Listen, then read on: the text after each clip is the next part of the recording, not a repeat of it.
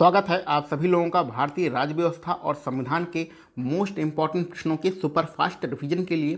पिछले लेक्चर में हम लोगों ने अपने प्रश्नों को जहां पर छोड़ा था, चलिए आज उसी के आगे स्टार्ट करते हैं। ये सारे प्रश्न वन लाइनर प्रश्न हैं जो आपकी परीक्षाओं में बार बार आते रहते हैं, इसलिए सारे प्रश्नों को बहुत ध्यान से सुनिएगा और इसको रट लीजिएगा। तो देखते हैं आज का अपना पहला प्रश्न। हमारा पहला प्रश्न है, भारत का प्रथम नागरिक कौन होता है? तो ये तो आपको रटा होना चाहिए कि भारत का जो प्रथम नागरिक होता है वो भारत का राष्ट्रपति होता है। तो भारत का राष्ट्रपति भारत का प्रथम नागरिक होता है।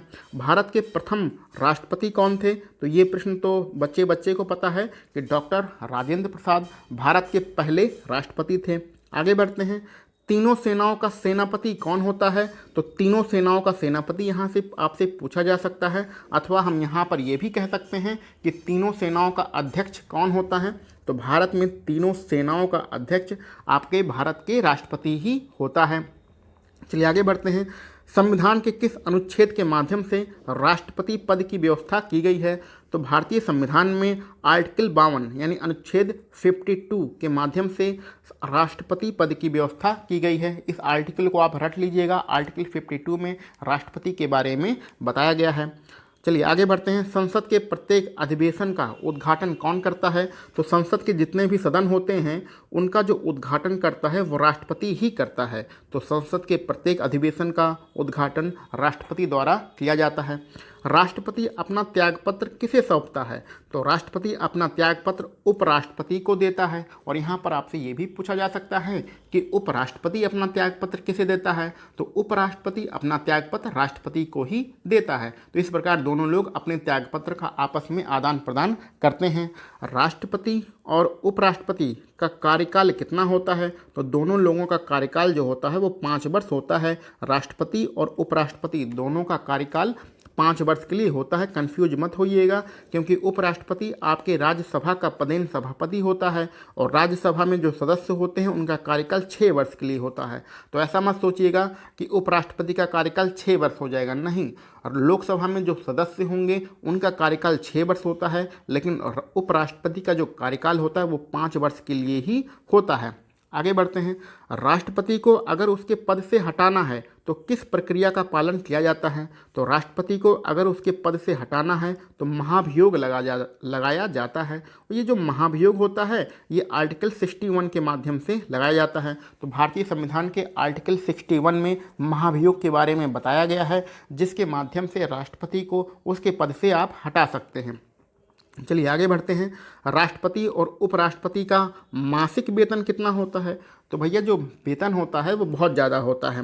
राष्ट्रपति का जो वेतन होता है वो 5 लाख रुपया महीना होता है और उपराष्ट्रपति का जो वेतन होता है वो 4 लाख रुपया महीना होता है।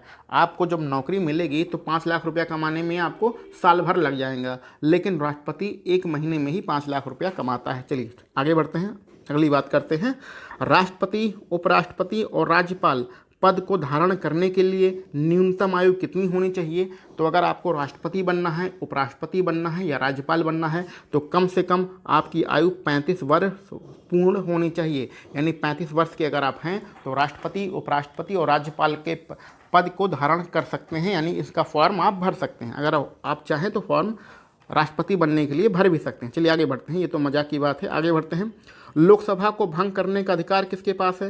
तो लोकसभा को भंग करने का अधिकार सिर्फ और सिर्फ राष्ट्रपति के पास है। और ये शक्ति इसको किस आर्टिकल के तहत प्रदान है? यह शक्ति इसको आर्टिकल 85 के तहत प्रदान है। तो अनुच्छेद 85 में लिखा है कि राष्ट्रपति लोकसभा को भंग कर सकता है। आगे बढ़ते हैं।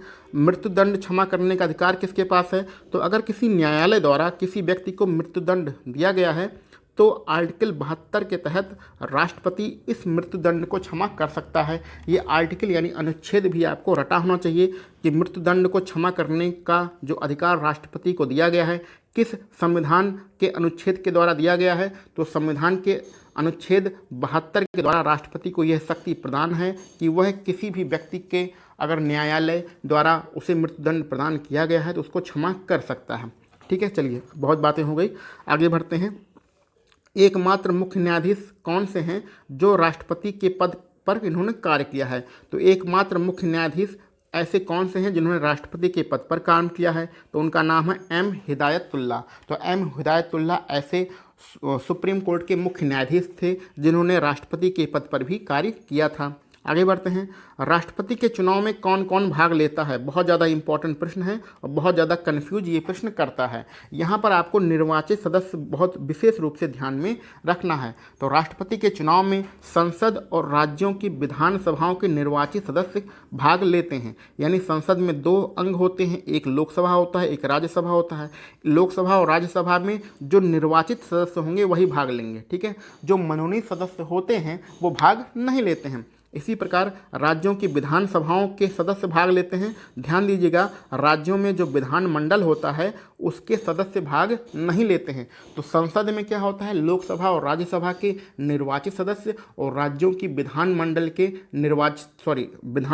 विधानसभा, राज्यों की विधानसभा के निर्वाचित सदस्य ही राष्ट्रपति के चुनाव में भाग लेते हैं। विधानमंडल वाले भाग नहीं लेते हैं, ठीक है। आगे बढ़ते हैं। लोकसभा और राज्यसभा के कितने सदस्यों को राष्ट्रपति मनोनीत करता है? तो ध्यान दीजिएगा, लोकसभा में 2 सदस्यों को मनोनीत करता है राष्ट्रपति, 2 सदस्यों को मनोनीत करता है, और राज्यसभा में राष्ट्रपति 12 सदस्यों को मनोनीत करता है। लेकिन वर्तमान समय में यह व्यवस्था खत्म कर दी गई है। तो अगर ये आपके पुराना डाटा जो है उसके आधार पर पूछा जाए कि लोकसभा में राष्ट्रपति कितने सदस्यों को मनोनीत करता है, तो वहाँ पर 2 बताएंगे और राज्यसभा में आप 12 बताएंगे। लेकिन वर्तमान समय में ये लोकसभा में जो 2 व्यक्ति एंग्लो इंडियन मनोनीत होते थे उन्हें अब खत्म कर दिया गया है, ठीक है। आगे बढ़ते हैं। राष्ट्रपति बहुत सारे प्रमुख लोगों की नियुक्ति करता है। राष्ट्रपति बहुत सारे प्रमुख लोगों की नियुक्ति करता है। ऐसे कौन कौन से लोग हैं? ऐसे प्रमुख लोगों में प्रधानमंत्री हैं, राज्यपाल हैं, महान्यायवादी हैं, उच्च न्यायालय और सर्वोच्च न्यायालय के न्यायाधीश हैं और मुख्य चुनाव आयुक्त हैं, ठीक है। तो मुख्य चुनाव आयुक्त, उच्च न्यायालय, सर्वोच्च न्यायालय के न्यायाधीश, महान्यायवादी, राज्यपाल, प्रधानमंत्री, इन सभी लोगों की नियुक्ति कौन करता है? इन सभी लोगों की नियुक्ति राष्ट्रपति के द्वारा किया जाता है। अगला इम्पॉर्टेंट हमारे पास प्रश्न है, राष्ट्रपति का चुनाव कैसे होता है? तो जो राष्ट्रपति का चुनाव होता है वो एकल संक्रमणीय मत प्रणाली के आधार पर होता है। तो ये बहुत ही ज़्यादा इम्पॉर्टेंट प्रश्न है। एकल संक्रमणीय मत प्रणाली के आधार पर राष्ट्रपति का चुनाव होता है। ये सारे प्रश्न आपके 1 लाइनर प्रश्न हैं जो परीक्षाओं में बार बार पूछे जाते हैं।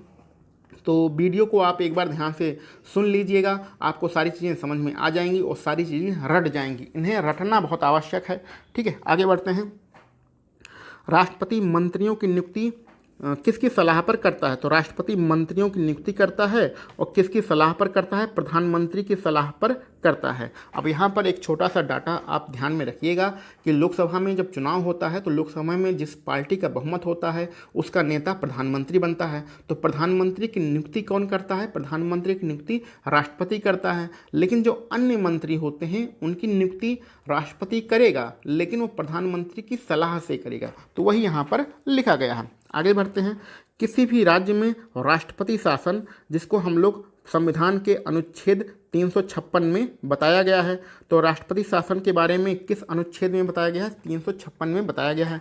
और राष्ट्रपति शासन को हम लोग राज्य आपातकाल भी कहते हैं। तो यहाँ पर आपके 3-4 चीज़ें क्लियर हो गई कि राष्ट्रपति शासन के बारे में राज्य 356 में बताया गया है, जिसको हम लोग राज्य आपातकाल भी कहते हैं। और इसकी घोषणा कौन करता है? इसकी घोषणा राष्ट्रपति करता है। यानी कि अगर जैसे आप उत्तर प्रदेश में रह रहे हैं, इसमें राष्ट्रपति शासन लगाना है, तो राष्ट्रपति शासन लगाने के लिए इसकी घोषणा राष्ट्रपति करेगा। किस अनुच्छेद के तहत करेगा? 356 के तहत करेगा। इसको हम लोग राष्ट्रपति शासन कहेंगे अथवा राज्य आपातकाल कहेंगे। आगे कुछ आपके राष्ट्रपतियों से संबंधित प्रश्न हैं, उसको भी पढ़ते हैं। ऐसे कौन से राष्ट्रपति हैं जो निर्विरोध चुने गए थे? तो निर्विरोध चुने जाने वाले जो हमारे राष्ट्रपति हैं उनका नाम है नीलम संजीव रेड्डी। ऐसे कौन से राष्ट्रपति हैं जिनके पद पे रहने के दौरान मृत्यु हुई थी? यानी कार्यकाल जिन्होंने पूरा नहीं कर पाए, अपने कार्यकाल के दौरान ही जिनकी मृत्यु हो गई। तो ऐसे 2 राष्ट्रपति हैं जिनका पहला नाम है फ़खरुद्दीन अली अहमद और दूसरा नाम है जाकिर हुसैन। तो जाकिर हुसैन और फ़खरुद्दीन अली अहमद ये 2 ऐसे राष्ट्रपति हैं जो अपने पद पर रहते ही मृत्यु को प्राप्त हुए। आगे बढ़ते हैं। प्रथम कार्यवाहक राष्ट्रपति कौन हैं? तो जो हमारे भारत देश में पहले कार्यवाहक राष्ट्रपति थे उनका नाम था बीबी गिरी। बीबी गिरी प्रथम कार्यवाहक राष्ट्रपति थे। आगे बढ़ते हैं।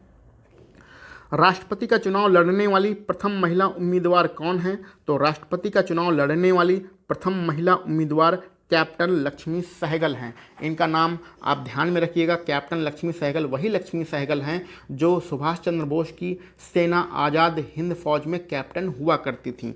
ठीक है, तो इन्होंने राष्ट्रपति का चुनाव लड़ा था, लेकिन दुर्भाग्यवश ये चुनाव जीत नहीं पाई थी और हार गई थी। ये चुनाव लड़ने वाली प्रथम महिला उम्मीदवार थी। आगे बढ़ते हैं। भारत की प्रथम महिला राष्ट्रपति कौन है? तो प्रथम महिला राष्ट्रपति, इनके बारे में तो आप जानते ही होंगे, प्रतिभा सिंह पाटिल। प्रतिभा सिंह पाटिल भारत की प्रथम महिला राष्ट्रपति हैं। आगे बढ़ते हैं। दोनों सदनों का अधिवेशन ना चल रहा हो तो अध्यादेश कौन जारी करता है? तो अगर लोकसभा और राज्यसभा दोनों सदन ना चल रहे हों तो अध्यादेश जारी करता है यही अपना राष्ट्रपति ही जारी करता है। तो सारे नियम कानून जो है वो अध्यादेश के माध्यम से राष्ट्रपति जारी करता है। आगे बढ़ते हैं। राष्ट्रपति को पद की शपथ कौन दिलाता है? तो राष्ट्रपति को उसके पद की शपथ जो है भारत का मुख्य न्यायाधीश दिलाता है। तो भारत का मुख्य न्यायाधीश राष्ट्रपति को उसके पद की शपथ दिलाता है। चलिए आगे बढ़ते हैं हम लोग अपने अगले प्रश्न पर। संसद का अगर संयुक्त अधिवेशन बुलाना हो तो ये संयुक्त अधिवेशन कौन बुलाता है? तो संसद का जो संयुक्त अधिवेशन होता है वो राष्ट्रपति बुलाता है। तो अगर कभी ऐसी जरूरत पड़ जाए कि लोकसभा और राज्यसभा का संयुक्त अधिवेशन बुलाना हो तो उस अधिवेशन को कौन बुलाता है? राष्ट्रपति बुलाता है। लेकिन यहाँ पर प्रश्न ये है कि संयुक्त अधिवेशन की अध्यक्षता कौन करता है? तो संयुक्त अधिवेशन की अध्यक्षता आपके लोकसभा अध्यक्ष करता है। तो ये बहुत ही कंफ्यूज करने वाला प्रश्न है और ये आपके हजारों बार पेपर में पूछा गया है कि संयुक्त अधिवेशन को बुलाता कौन है? बुलाता राष्ट्रपति है, लेकिन उसकी अध्यक्षता कौन करता है? अध्यक्ष कौन होता है उस सदन का? उस सदन का जो अध्यक्ष होता है वो लोकसभा अध्यक्ष होता है। ठीक है, तो इस कन्फ्यूजन को दूर कर लीजिए। बुलाने का काम राष्ट्रपति करता है और अध्यक्ष बनने का काम लोकसभा अध्यक्ष करता है। आगे बढ़ते हैं। संयुक्त अधिवेशन में निर्णय किस आधार पर लिए जाते हैं? तो जो लोकसभा और राज्यसभा का संयुक्त अधिवेशन बुलाया जाता है उसमें जो निर्णय लिए जाते हैं वो बहुमत के आधार पर लिए जाते हैं। ठीक है, यानी कि जैसे अगर मान लीजिए 100 आपके सदस्य हैं तो 100 का आधा और उसमें से +1 यही आपका बहुमत होता है। जैसे मान लीजिए जितने भी सदस्य उसमें उपस्थित होते हैं उसका आधा करके उसमें से 1 जोड़ दीजिए तो यही आपका बहुमत होता है। तो संयुक्त अधिवेशन का जो निर्णय होता है बहुमत के आधार पर लिया जाता है। आगे बढ़ते हैं। राष्ट्रपति और उपराष्ट्रपति को जो वेतन दिया जाता है वो किस निधि से दिया जाता है? तो राष्ट्रपति और उपराष्ट्रपति को जो वेतन दिया जाता है वो भारत की संचित निधि से दिया जाता है। याद कर लीजिएगा, भारत की संचित निधि से राष्ट्रपति और उपराष्ट्रपति को वेतन दिया जाता है। तो आज के लिए हम लोग बस इतने ही प्रश्न रखते हैं। इसके आगे के प्रश्न हम लोग अपने अगले लेक्चर में सॉल्व करेंगे। आप सभी लोगों को वीडियो देखने के लिए बहुत बहुत धन्यवाद।